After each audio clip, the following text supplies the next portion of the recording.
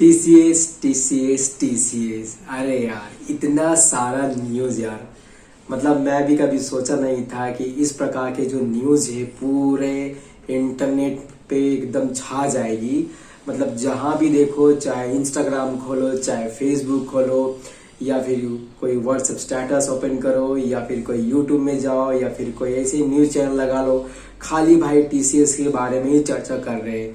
फिर मैंने सोचा यार कि एक बार मैं भी रिसर्च करता हूँ कि एग्जैक्टली टीसीएस का है क्या लफड़ा। फिर टीसीएस ने जो जानकारी दिया है, डिक्लेयर किया है कि पूरा 12,000 एम्प्लॉय को वो लोग निकाल रहे हैं। ठीक है, अब देखो ऑफिशियली उन्होंने 12,000 बोला है, अनऑफिशियली क्या हो सकता है भाई वो हमें नहीं पता। हो सकता है 40,000, 50,000, कुछ भी हो सकता है, वो हमें नहीं पता है। असली में मैं भी जैसे कि मैं भी अपना जब बीटेक कर रहा था, तो बीटेक करते वक्त मैंने भी सोचा था यार कि टीसीएस का जो कंपनी जो है ना, one of the best company है इंडिया में, है नो डाउट, कंपनी बहुत अच्छी है नो डाउट। लेकिन एक थॉट था कि भाई टीसीएस कभी भी निकालती नहीं है, मतलब कोई भी एम्प्लॉय को इजीली। और अगर कोई प्रोजेक्ट नहीं रहता है, कोई काम नहीं रहता है, तो एम्प्लॉय को ना उसको बेंच में रख दिया जाता है। बेंच मतलब खाली बैठते हैं, उनको ऐसे फोकट में सैलरी मिलती है। एक नया प्रोजेक्ट आ जाता है, फिर भी उसके बाद में उसका असाइनमेंट होता है, उसके बाद फिर से उसका काम चालू होता है। ठीक है, तो टीसीएस का एक फंडा था कि हायरिंग करो।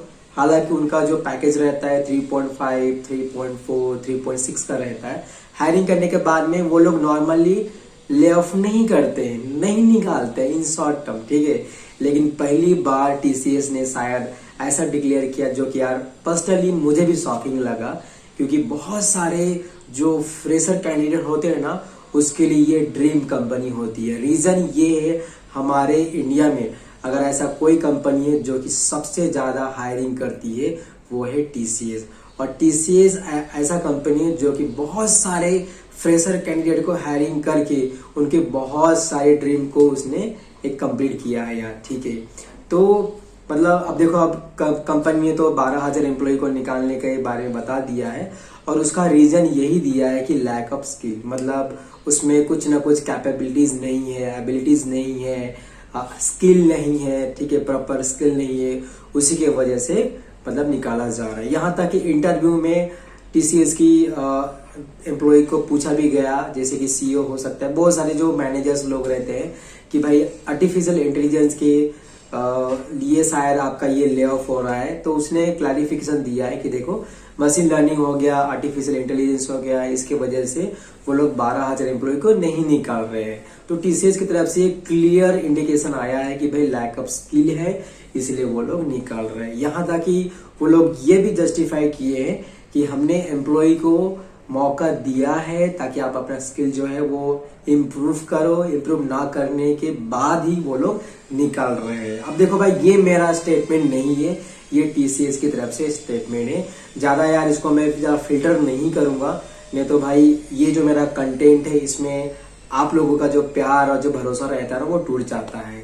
ठीक है, अब मैं एक बताता हूँ एक चीज हुआ क्या है। ठीक है, अब मेरा ओपिनियन इसमें क्या है, जैसे कि यार जितना मुझे पता है ना, फिलहाल के लिए टीसीएस में जो बेंच पीरियड जो होता है ना, वो 35 डेज है फिलहाल के लिए। पहले थोड़ा ज्यादा था, अभी कम कर दिया गया है। रीजन ये है, टीसीएस जब भी ऐसे बेंच में कोई भी एम्प्लॉय को रखती है ना, तो वो एम्प्लॉय कभी भी सेल्फ इम्प्रूवमेंट के लिए काम नहीं करती। जैसे कि बहुत सारे कोर्सेस रहता है, ट्रेनिंग रहता है, अपस्किलिंग करने का जरिया रहता है, उसमें अपने आप को इन्वॉल्व नहीं करते हैं। तो बहुत सारे एम्प्लॉय जो है ना, टीसीएस का ये जो पर्टिकुलर जो पॉलिसी है कि भाई टीसीएस कभी भी नहीं निकालती है, तो इसका बहुत सारे एम्प्लॉय ने गलत फायदा उठाया है। अब देखो, ये चीज मेरा ओपिनियन है, क्योंकि मैंने बहुत सारे रिसोर्सेज से मैंने सुना है, पढ़ा है, कहीं ना कहीं देखा ये चीज को, कि भाई लोग उसका फायदा उठाते हैं कि भाई हम लोग टीसीएस में जॉब कर रहे हैं और भाई कंपनी तो कभी निकालेगी नहीं। तो ये चीज को दूर करने के लिए कंपनी शायद ये कड़ी कदम उठाया होगा। हाँ, हालांकि होता है यार, बजटिंग होता है, कॉस्ट कटिंग होता है, कंपनी अपना प्रॉफिट देखती है। और एक चीज मैं बता देता हूँ भाई, ऐसा दुनिया में कोई कंपनी नहीं है जो कि हायरिंग और फायरिंग ना करे।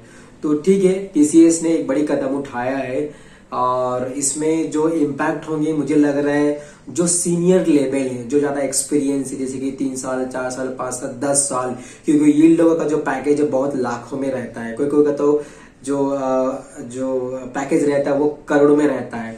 तो जो सीनियर लेवल के हैं, मिड सीनियर लेवल के हैं, मुझे लगता है कि वो लोग ज्यादा इम्पैक्ट होंगे इसमें।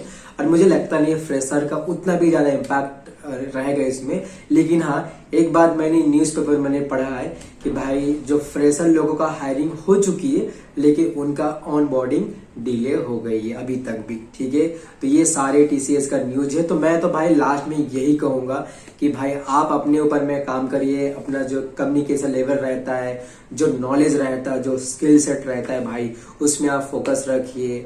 और हमेशा जो बैकअप जॉब रहता है वो हमेशा बना के रखिए। ये मेरा एक सजेशन रहेगा, क्योंकि मैंने देखा है यार, मैंने भी पर्सनल लेवल पे देखा है, मेरे दोस्त लोग का भी हायरिंग फायरिंग हुआ है। तो मैंने उनको ये भी देखा है कि 1 महीने में उनको कोई दूसरी कंपनी से भी ऑफर लेटर आ ही जाती है। तो मार्केट में बहुत सारी कंपनी है जो कि हायरिंग करते रहती है।